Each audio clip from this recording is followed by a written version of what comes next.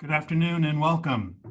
I'm Eric Anderson with SEDCOR and welcoming you to our monthly business forum. As you know, we've transitioned from in-person lunches to online offerings, and a big thank you for you that are participating for registering and attending these events. We're sorry that we're not able to get together and network and catch up with each other like we normally do, but happy to still bring you great topics and great speakers right to your desk or your home office or your kitchen table or wherever you may be logging in from. Today, I'm excited to have Cara Snow here from the Technology Association of Oregon. Cara's been such an enthusiastic partner with SEDCOR and the work that we're doing, jumping in to join us in our Ag Innovation Initiative with the City of Independence in Polk County. While we all have our ideas of what technology is and what that means, we're fortunate to have Cara and the Technology Association of Oregon see opportunity in all types of businesses and industries. And we're pleased to get them engaged in a variety of our agricultural businesses here in the Valley. If it wasn't for TAO, I may not have ever known what wine goggles are. So I'm hoping that Cara will maybe refer to that in her presentation, because that's one of the areas of technology I thought was just fascinating, wine goggles. Cara is the Technology Association of Oregon's Chief Community Engagement Officer and Chief of Staff. In her role with TAO, she manages internal operations and an external portfolio that includes executive engagement, cybersecurity, tech advocacy, and workforce talent development with a focus on diversity, equity, and inclusion in technology. Cara serves on the board of directors for the Tech Councils of North America, the Oregon STEM Investment Advisory Council, and a member of the Oregon Cyber Advisory Council. In her spare time, she's an avid runner, a reader, vegetarian chef, and lover of the Mid-Valley. And I know we're always excited when people are excited to work with us and come down here and visit. And it's just been a real pleasure to get to know Cara and Skip and the folks at TAO. So I'm really happy to share her enthusiasm with the SEDCOR folks today. So Cara, take it away. Thank you for being here. Hey, Eric, thank you. I appreciate that introduction. And I also would like to point out two things. One, that photo of me is apparently my favorite presentation outfit because I think I had the same thing on. And then I realized that it was the picture. So I changed. And then number two, I feel like I may need to start with wine goggles because that's a little distracting. I don't want people to think it's something that my friends say about me after. It was work related. It was work related. So I'm gonna share my screen, and I will talk about the wine goggles a little bit. Let's see. I think y'all are gonna start looking at my LinkedIn page, but we'll move into this little presentation. So thank you so much for having me. I actually wish that I were down there with y'all today. Not that Portland is not lovely, and I'm gonna let you know that I'm sitting in the TAO office. We are able to be socially distanced, but we have the windows open. So if you hear any Portland traffic, I apologize in advance. So I'm gonna start just by talking a little bit about the Technology Association of Oregon. If you are not familiar with who we are or what we do, but we are the force behind the regional tech industry. And for us, that means all of Oregon and Southwest Washington. So we're a membership organization, much like SEDCOR, where we are establishing the Pacific Northwest as a global hub for innovation. We empower businesses, entrepreneurs, and the community through our networks, which are events, which are different now, advocacy, industry development, marketing and promotion, talent development, and a variety of other resources. And I promise I'm not just going to read to y'all, but I think it's important to talk about who we are and what we do and why we partnered with SEDCOR to begin with. And so our core purpose is to create an inclusive world-class innovation economy that strengthens our regional tech industry. And that's where I'm going to pause and add our anecdote around our wine goggles. No, actually, I'm going to go a little bit further. So this is who we are. If you see us out and about, Skip Newberry is our president and CEO. You've got me, and then you've got Sally Bell, who just joined as the executive director and VP in our Southern Willamette Valley office down in Eugene. We also have a presence in Bend. Sally and I are going to do a lot of the Mid-Valley work. It's been primarily under my purview, and I think it will be difficult to share because I really do enjoy the folks in Marion, Polk, and Yamhill County. It's been an absolute pleasure to get to work with y'all. We have our events team, Riley, Justin, and Ruthie, and then Elizabeth Allen is our finance and operations manager. I share this because if you reach out to me, you generally will wind up talking to someone else too, because we are a super close-knit team. And then just a little bit more about what we've done over the last year. So we represent about 450 companies. And those are tech companies and tech-enabled companies. And tech-enabled gets really interesting because that's where you start talking about IT departments within manufacturing groups or within an agricultural company. Anything that has a tech presence, we sort of fit into when it comes to trends, future state, workforce development, and the policy work. And so we are interesting as a tech association. There are tech associations all over North America, and what's interesting about us is about 80% of our members are actual tech companies or organizations that have a IT department. And we represent about 50,000 employees across the state. And we really do have good representation from companies along I-5. I'm not sure if the Book Bite team is out there, but they're one of our Salem companies. In a general year, kind of like you're familiar with SEDCOR, we put on a bunch of events, 100 plus. Those are now all online. And in a given year, we have about 8,000 attendees across our professional networks. That has actually not changed in this COVID chapter. We are still seeing the same amount of participation, but we're seeing it through a lot more events as we've gone online. One thing to point out, in the past, because it was events in person and predominantly in the Portland metro area, it wasn't super easy for folks to attend, but I'm going to extend our invitation now from here on out moving forward. And I think even as we come back in person, we'll have a blended model of live and online. But if you ever see a topic that is of interest, the majority of our online programming is free now. And we tend to do more morning type things before kids have to be taught at home. So that's us in a nutshell. And here's a little bit about what I'm going to talk about. It looks like a lot of bullet points, but when we get to the end of this, you're going to see that the majority of them roll up into really one overarching topic. So I'm going to spend a little bit of time talking about the intersection of tech and everything, digital transformation, cybersecurity, what a data-driven business is, where automation and AI fit into that, and then really what does all that mean, and then what do we need to be doing as the Mid-Valley, the state, the region, to ensure that we have this innovation and tech-centric based economy moving forward. And I am only looking at my slides. So Jenny, Eric, Michael, if there's a question, just feel free to interrupt me because I'm just going to keep right on talking. That may not be very interesting to everybody, but we're going to try.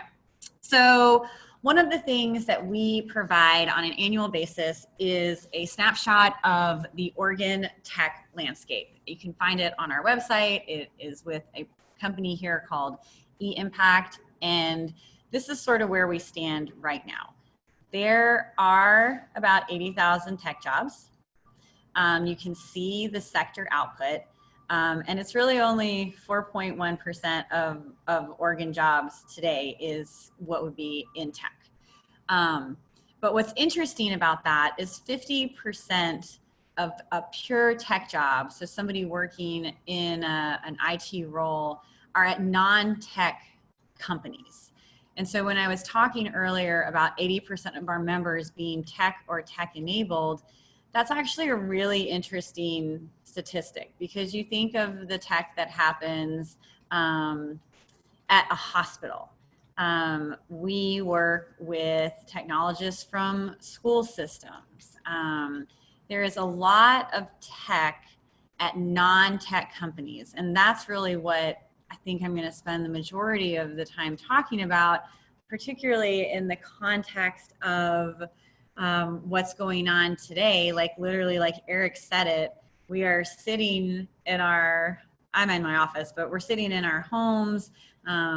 We are all working remote in this very different kind of tech world than we've seen before. And then the other two stats, one is up there, one isn't.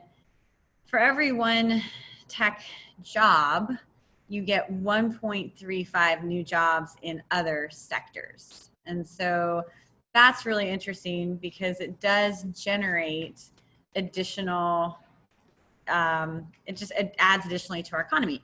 And between 2015 and the end of this year projected, we'll add about 40,000 new tech jobs. So I'm going to pause for a second before I move on to the next part of our presentation, which is really around the terminology, the trends, and explain wine goggles, since Eric teed me up so perfectly. So you can see that while it is not a huge portion of our current economy, that tech has the opportunity from a traded sector standpoint to continue to go up and to the right. And 40,000 jobs between 2015 and 2020 is nothing to sneeze at. And what we started doing with SEDCOR and the City of Independence late last year was talking about what rural innovation and innovation within the agricultural landscape looks like in particular. And the thought process behind that is, if you've got one tech job generating 1.35 new jobs in other sectors, if you can create tech enclaves in other parts of the state that aren't just Portland, Eugene, or Bend, that you can create additional jobs in those areas as well.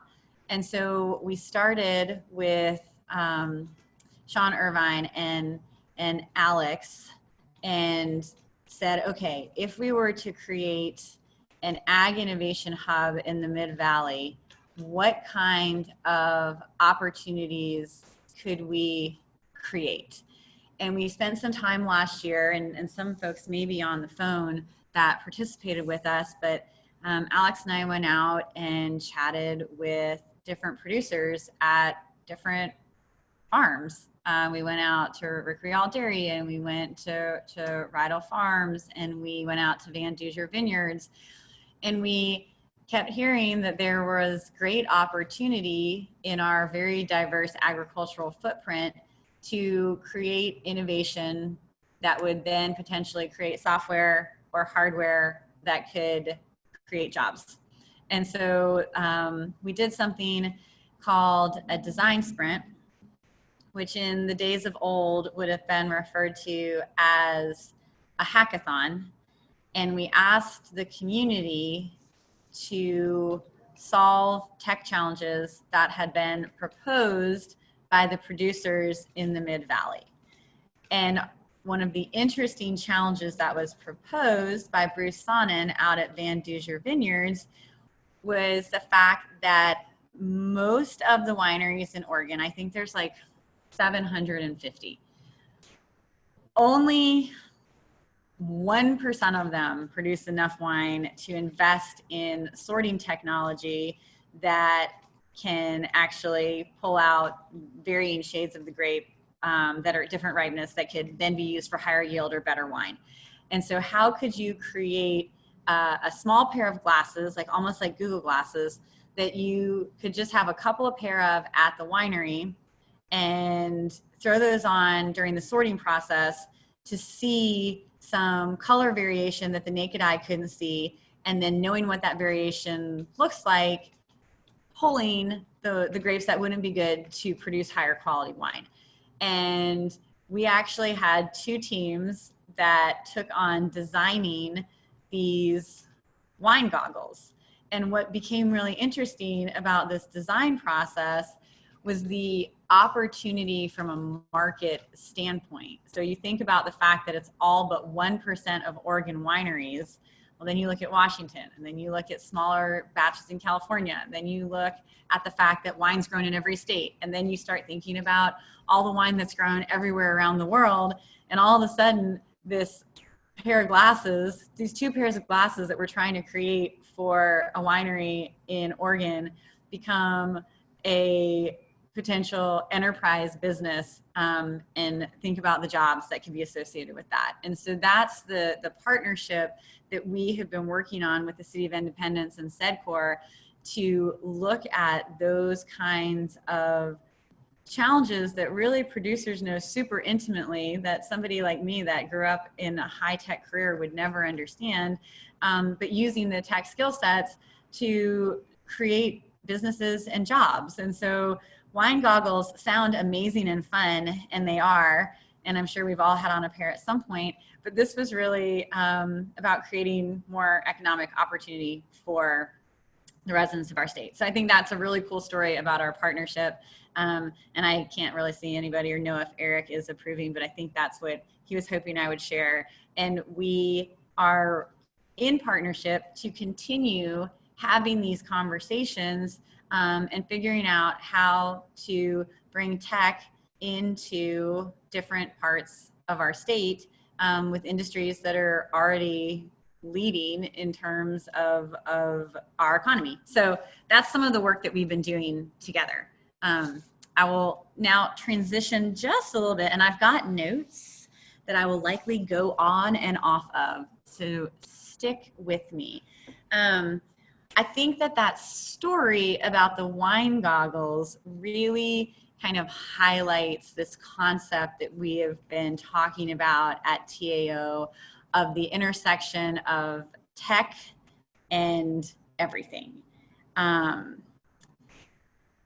We had been seeing this tsunami of a digital transformation coming in our direction for several years, but we're seeing it at large-scale enterprises.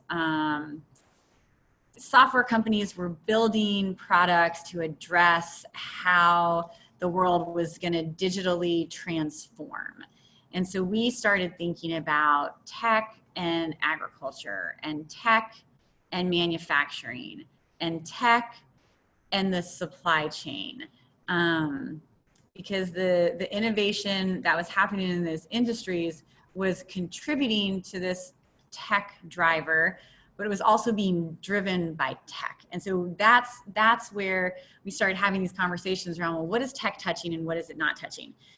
And then we hit the COVID chapter, and all of a sudden everything has rapidly accelerated into this world of digital transformation. All industries were already being affected by it. Some industries you are seeing have to change much more quickly than they ever anticipated. For instance, higher education was starting to grapple with what digital transformation would look like. Mills, mining, manufacturing.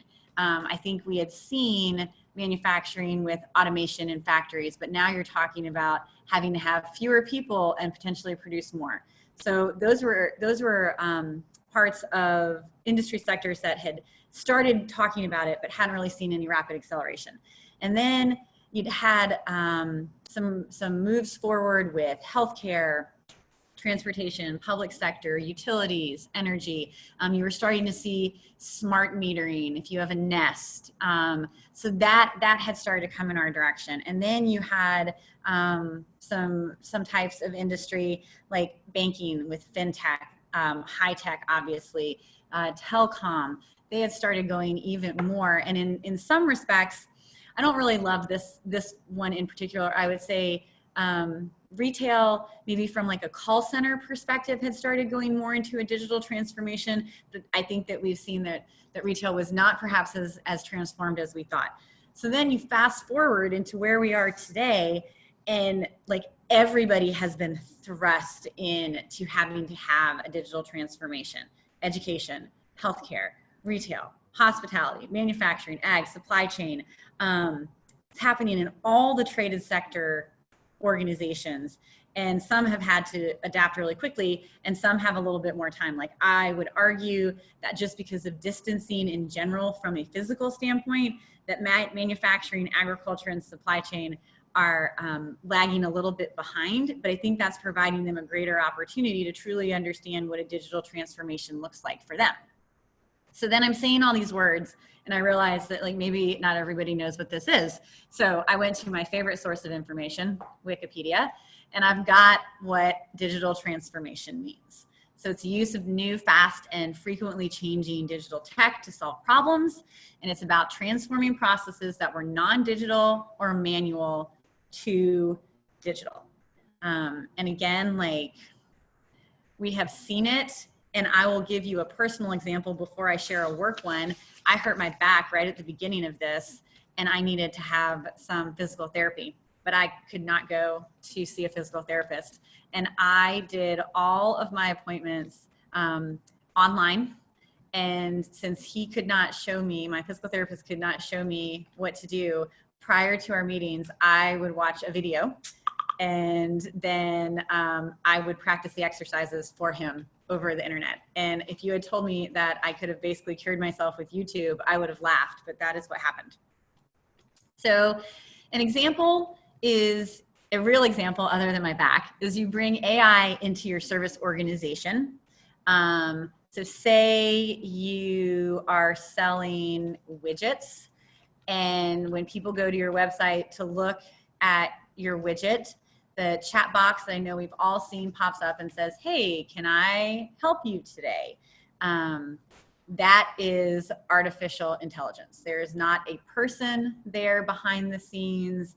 It is based on algorithms, commonly asked questions, becomes a welcoming presence, and then reduces the time that someone would have to wait to talk to a real person. And I think many of you have probably been in this situation too, where, like, you get a certain way down the conversation and it's like, oh, hold on a second, I have to get someone else. And then you get transitioned to a real person. So it's actually something that we are exploring as an association. A big challenge for us is when people go to register for our events, our registration process can be a little confusing and folks can get hung up. And so we're working with a partner here in town that if somebody's on our website for 10 seconds and hasn't moved forward, a chatbot is going to pop up and ask them if they can help. And in our world, that is going to help drive attendance. So it's a metric that we're trying to meet. So that's an easy digital transformation example. Some that are maybe more specific to your region would be West Coast companies. They're great. I'm sure y'all know or are familiar with them, but they've really embraced a digital transformation. And in particular, if you were to go on their website and look at their packaging solutions, they've become highly automated, incorporating robotics, and they are taking processes that were pretty manual from a packaging standpoint and transitioning them to digital. And if you go and read what some of the benefits of using their packaging machinery are, it's things from sealing the bags, weighing the bags, putting the labels on. And it is a great opportunity for other organizations to make money and save money. So I think that's a lovely example of an organization that's near and dear and close to y'all that has incorporated multiple aspects of this digital transformation. Another one that I like is, I don't know if Jeff Freeman is out there, that he told me about from Marion Ag, but grass seed, when you're blending it to be shipped out, used to be done by hand. And that's now being done by machines. The process is faster, it's more accurate. And I love this part of the narrative, because I think when you start talking about it's done by machines, there's this panic. And Michael helped me with my slides, and there's some fun, scary robots coming up in the future. But just having a machine doesn't mean that there aren't people. And that's part of what we're going to talk about too, briefly in this conversation, is like the people have to go through a transformation as well, because they're not doing manual weighing, they're doing things now in a platform. They have to understand software. So digital transformations are not limited to large scale industry, which is why I gave the example of what we're doing at TAO. We're 7 people that are going to put AI on our website. But Eric and I talked about various farm stands around Salem that are embracing e-commerce for the first time. That is part of your digital transformation narrative. Online ordering, social media to continue sales during the pandemic.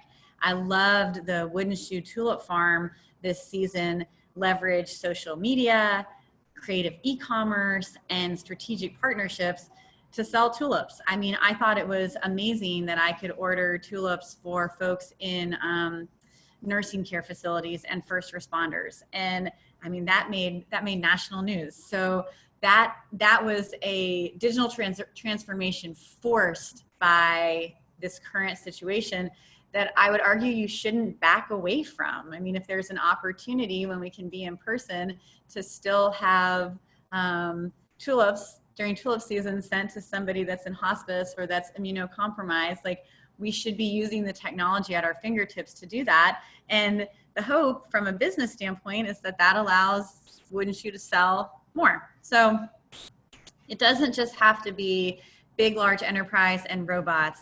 Small companies can do this. And, I know I have examples. If you're a small organization and you're like, I'm not even really sure where to start, we actually have a resource list of companies that are helping small businesses with these kind of concepts as you can't meet in person.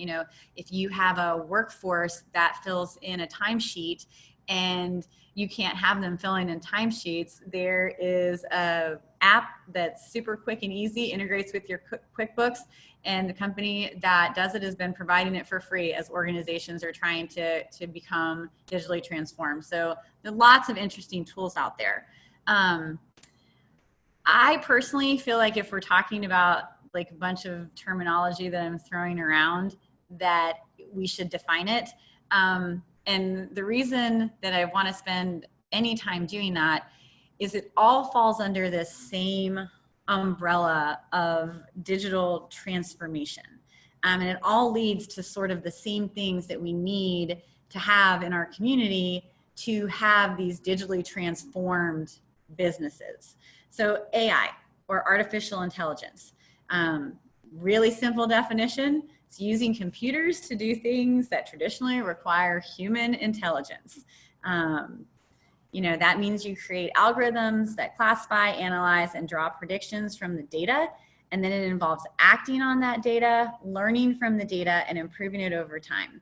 And that's where it gets really interesting that business owners and folks that understand these businesses much more than some of us technologists really need to be involved in this process, because you're going to understand the data much better. You're going to understand what you're trying to draw from it. And so that's where I think there's, again, an opportunity to create some of these businesses throughout the state, because we just have so much knowledge. Again, I'm going to pick on Jeff Freeman. I don't even know if he's out there, but he shot me an article a couple of weeks ago where Land of Lakes, again, big company, but it signed a partnership with Microsoft, and part of it was around leveraging artificial intelligence to improve some processes that had historically been done by people out in fields. So mitigation of plant stress to guide you when and where you should plant as a farmer.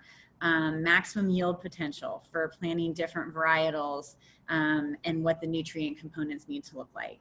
Optimizing your fertilizer investment. I mean, that is something really interesting that artificial intelligence can be telling you. And ensuring accurate output ratio to meet demand properly. I think that we've seen a ton of that in this pandemic situation where, folks that are familiar with ag understand that there's supply and demand, and if the supply can't get out or to meet the demand, like the supply is just sitting there. And so how, I don't know that there's any data models that could have predicted what would be happening right now, but is there potentially, like now that this is going to be built into systems, like could we have seen early warning signs and adjusted crop growth accordingly to what we knew we could get to market? Just some interesting ideas as we're talking through this. The robots are not going to take over the world.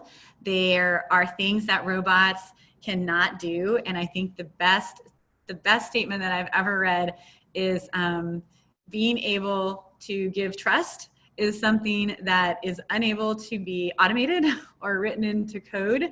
And so people will always still have jobs, and there are still things that people are gonna be able to do much better than the AI.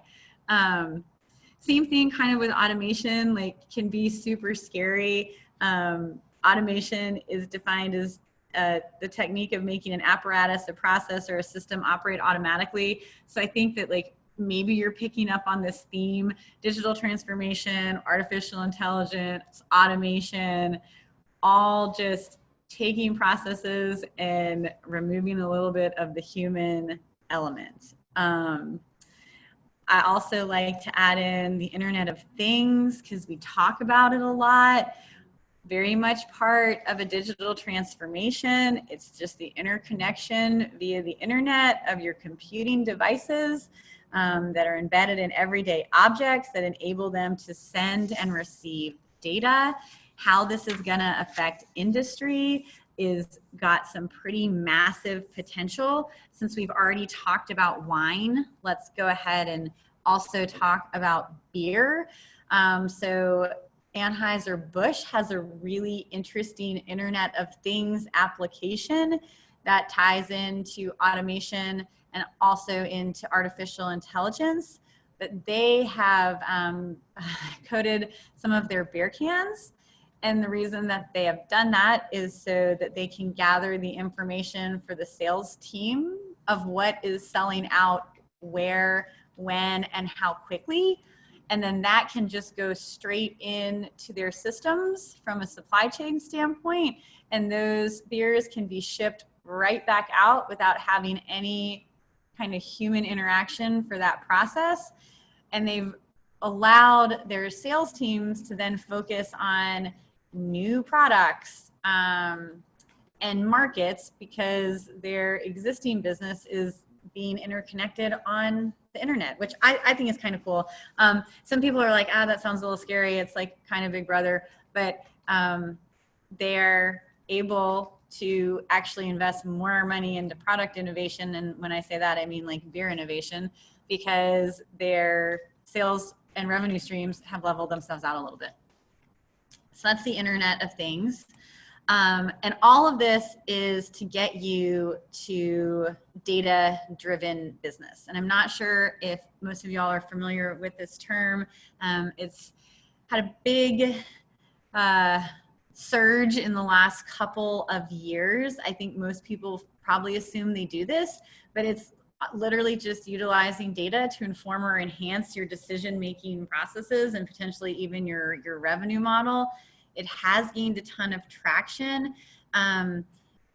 It's just making business a little more systematic and methodical. I think we've probably all been in a situation where our head or our heart tells us to do something. The data may completely disagree, but you can't stop, or there's things you've always done that make sense in your business and the data may not align with that. But there's a lot of benefits from collecting all of this data through, the automated processes and your AI, because you're basing your decisions on evidence versus feelings. Offers actionable insight into a variety of areas. It's got the ability to provide competitive advantage, and your data-driven business functions can actually start collaborating better if they're all aligning and following the same story. And this is part of our interesting partnership too with the City of Independence and SEDCOR. Is the state of Oregon right now is in the process of creating a data framework. and figuring out how to make all of our data as residents that is available just more transparent. So this is data that is readily available. And what kind of story does that tell? And so part of what we've been working on together as those three entities is, do we have an opportunity with data that's readily available to create a story of Oregon ag and go back to our producers, our growers, and say, hey, here's some small tweaks that you can be making to make more money or be more operationally efficient. And that's a really interesting public-private partnership opportunity. And if you're interested in looking at the statewide data plan, feel free to reach out to me. There will be public hearings on it. And if you're curious, like, it's your data, you should see it and know how it's being used. So the data-driven business is super fascinating to me personally.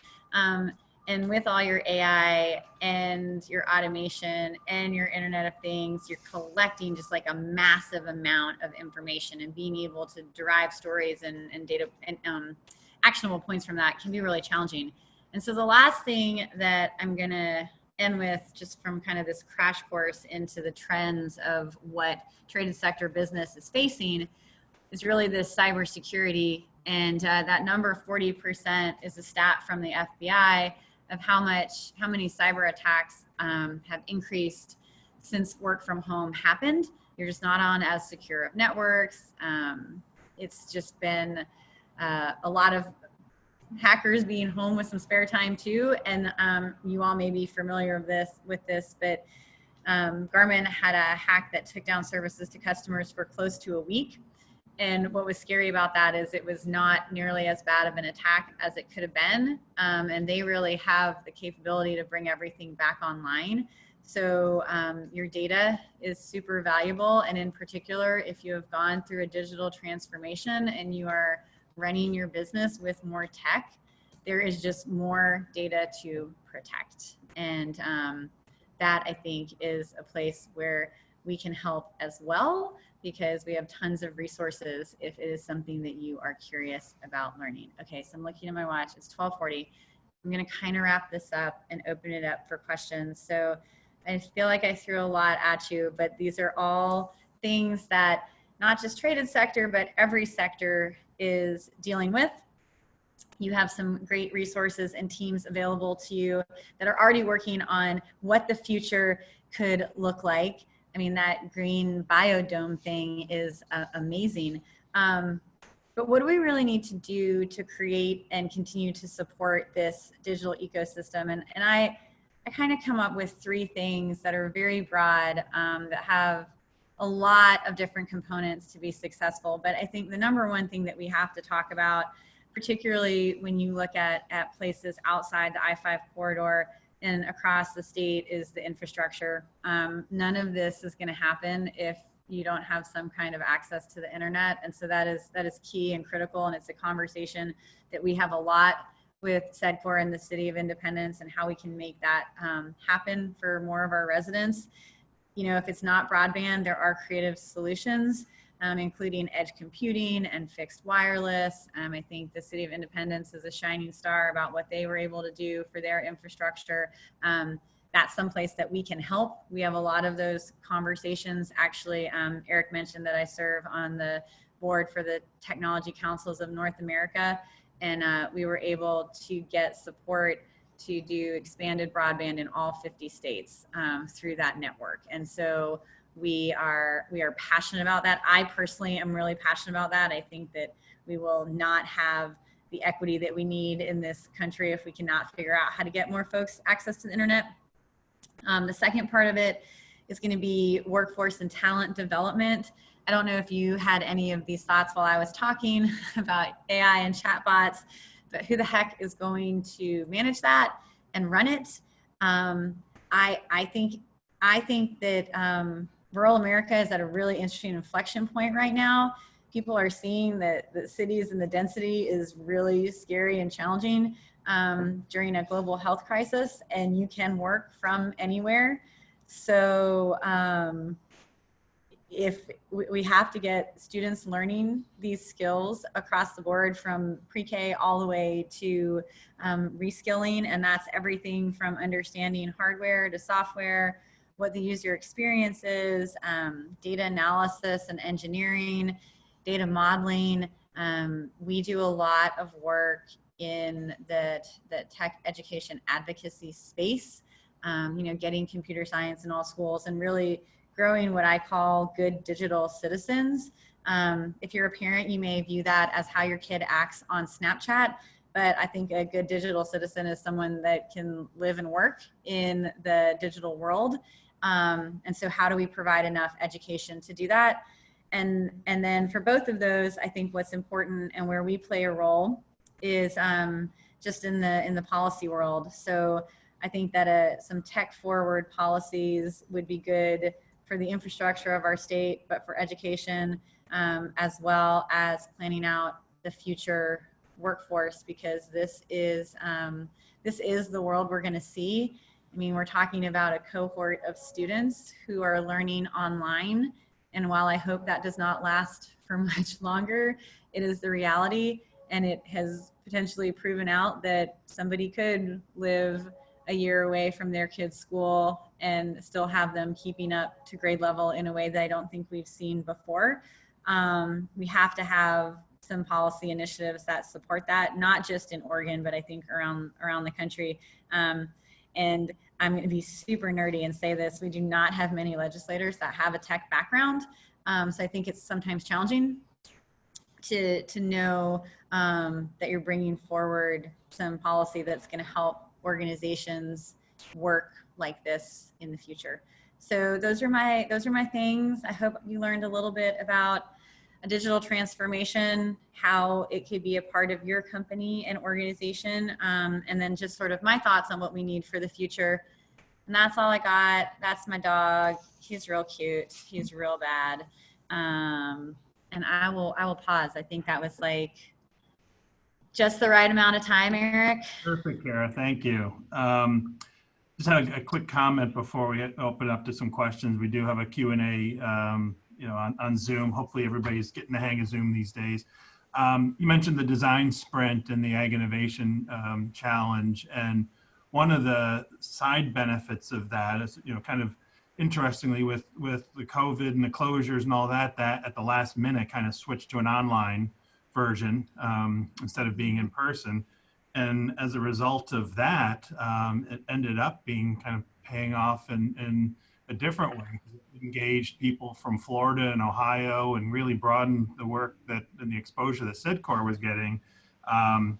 Last night, I think it was last night, there was our partners that we're getting to know at the Ag Launch Initiative in Memphis. They did one of their own kind of business plan competitions in their last pitch fest. So we're already kind of tuning in on what's going on in other parts of the country as a result of those connections. And I did want to get, when you introduced all the staff, and we work with you and Skip, but Justin was the savior of that, of putting all that online and getting us into a really flawless sort of thing, like we planned it that way. So you guys really pulled that through for us. So thank you for that. Well, you're welcome. But I think you point out something that's really critical right there. Like, I've been in tech a long time, so I talk about this stuff and I'm like, yeah, this is just my life. But I realize that like not everybody like has this fluidity and familiarity and comfort and talks about it this way. But even prepping for this, like we've all become experts at digital transformation, whether we realize it or not. I mean, like you made the comment, like I think we've gotten the hang of Zoom. Like we didn't know how to throw a hackathon online, but we sure as heck did. And like that's a digital transformation. Like we went through that just like everybody else. So we can learn some things from this work from home life. Sure. It just opens up our views to, when we're so used to thinking in terms of a physical geographic room that we all have to join in. And now the room is virtual and we're all that more inclusive of all sorts of folks in all sorts of places. So it's great. I just had a quick question on, you mentioned the 50% of the pure tech jobs are not in tech companies. And that's something we've been talking about at SEDCOR a lot also. Any recommendations as to how to reach out and support those employees? They may not be, we tend to talk to employers and say, come to come to the table, come to a meeting like this, but how do we reach those employees? Yeah, that's a great question. I think right now what I've seen from a tech standpoint for folks that are working in more tech-enabled companies or have a tech job in a non-tech company is like they are overwhelmed because of how much tech support they are having to provide. Tech's kind of like the necessary evil. Like I've heard stories about tech staff driving monitors literally all over the state so that folks could perform call center duties. So I think that it is really intentional and doing some of that. Hey, like, you know, your company may not fall into like our traded sector work, a hospital XYZ, but your tech staff definitely aligns with this traded sector work. And like, I think it's just almost classifying that group as a traded sector part of the organization, and inviting them. I mean, Yeah. what we see is like, they also want to learn any kind of like super techie nerdy thing you can do is real fun. I mean, if you had Garmin present, I'd totally be there. But yeah, it's like it's classifying them as traded sector and not like healthcare, and that's really confusing too. Because say you work in marketing, but you're doing all the digital marketing, like you're technically also in tech, and how are we capturing that? Or if you do tech hiring for a hospital, are you HR or are you tech? I mean, you're both. Yeah, well, in one of my previous jobs, I was in a small community that had a lot of programmers, but none of them really were, we didn't have any programming businesses per se. So when we had to go reach out to them, we found out that they all got together the fourth Thursday of the month at the Burrito Depot. Yeah. How we reached out to them was, lunchtime at the Burrito Depot. That's where you got to go where they go, Beer meetups to talk about cybersecurity. Yeah, exactly. So one question we've got from our friend Dean Craig at the Willamette Workforce Partnership. Do you have any comments on medical access and tech? Oh, okay. So when you say that, I may need a clarifier. So like medical access for like folks that are out around the state, and how are they accessing medical facilities right now? I assume that's what he's getting at. Yeah. Yeah. So there was actually a couple of rural broadband healthcare initiatives that were before the state legislature the last 2 years. And a lot of that has been moving forward. So those were conversations that were happening prior to this. So there were some hospitals and facilities that were able to come online pretty quickly. We're still not in a great place for rural Oregonians to access healthcare online. It's been more phone, less video.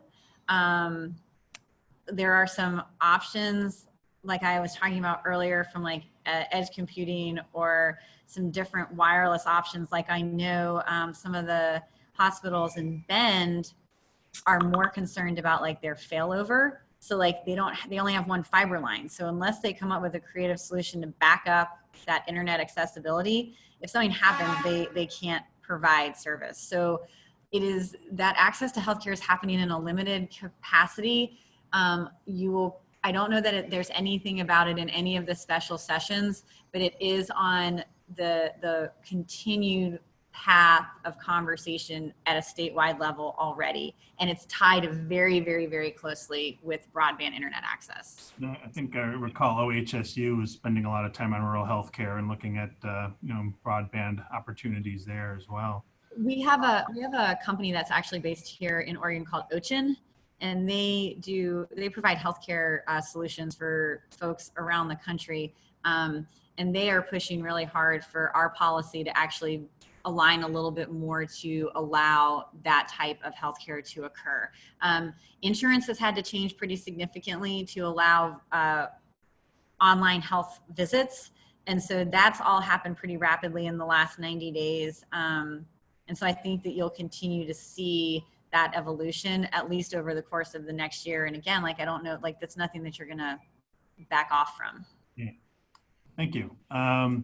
you had asked if Jeff Freeman was watching. Well, we have a question from him. So Oh gosh, it's going to be a hard one. yeah, get ready for it. Are there regional resources that can help companies develop comprehensive digital strategies for all functions of their business? I don't know that there is a comprehensive source, but Jeff, I feel like you just provided me with a business opportunity here at the association. We put together a resource guide that was really specific to digital transformation from the COVID perspective, but I really like that idea. The answer to that would be no. I think you're going to find that separately in different functional silos, but it is a great opportunity for us to pull all that together. Great. And Selma Moon Pierce has a question. Can you comment on the improved data collection that Oregon is implementing that you mentioned? Yes. So I'm not really sure that it is improved data collection. The state collects a ton of information, which is not surprising. My greatest access into it is from the ODA and the agriculture standpoint. It's all what's referred to, what I'm discussing is all referred to as level 1 and level 2 data. So it's publicly accessible. And it's literally everything from applying for permits to how much wastewater do you have running off to how much fertilizer you're applying, anything that's permittable or where you have to have any sort of regulatory information submitted, the state collects that. And I'm happy, Eric, Jenny, Michael, to send y'all the state data plan. I can send the access to that. And if y'all are interested, it looks like that's Selma. You can publicly comment on it. And so the point is not to increase data collection. The point is to make the data that is currently collected more transparent and usable for citizens. That's great. And that's a good opportunity for us to remind folks we are on Facebook Live, so this will be on there, but also recorded and on our website, linked shortly after this is going on. I just had a comment also, we've been talking about the ag innovation work and independence and working with Sean Irvine and with Alex's good work here. But I think one of the things we're really excited about that a lot of folks do know about, but maybe not everyone, is that we do have an active application into the U.S. Economic Development Administration to help us bring that work in a much more regional focus for all 3 counties. And part of the exciting thing about that is we have our kind of local partners in Marion County and City of Independence, but we've also got folks like the Technology Association and the Oregon Entrepreneurs Network that are kind of engaging in this, and it really helps us formalize those relationships in our region. And as I mentioned earlier, these partnerships with groups like Ag Launch, which is a really interesting resource for us as we do have folks that identify solutions to some of our growers, and processors challenges here. Those businesses that might form to solve those problems, actually the growers and the farmers get an equity stake in the business that forms. So it's a really exciting model for us to be looking at. And the one thing I love when we talk to those folks is they get such a kick out of the fact that we treat agriculture as an economic development project here, as a key industry for us and a wide-ranging one. In the Midwest, I think it's mostly the ag folks that are engaged. So when they have an area of Oregon with 170 crops being grown in it that is participating, I think we really like it in that partnership and those differences. Dean has asked us another question. What does TAO do with connecting youth to the tech industry? That's a great question. Such a good question. Yeah.